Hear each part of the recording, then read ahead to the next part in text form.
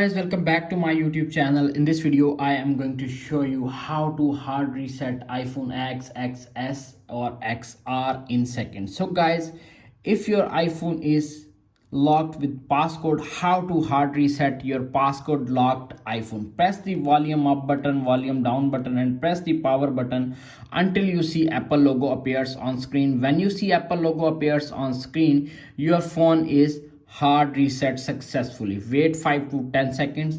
When you see Apple logo appears on screen, your iPhone is rebooted and hard reset successfully without losing any data, without computer and third party software. Wait 5 to 10 seconds.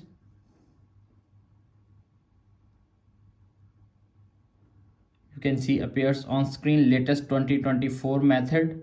This method is work on all iOS devices. You can see appears on screen. Swipe up, enter the passcode. You can see hard reset iPhone X, XS or XR in seconds.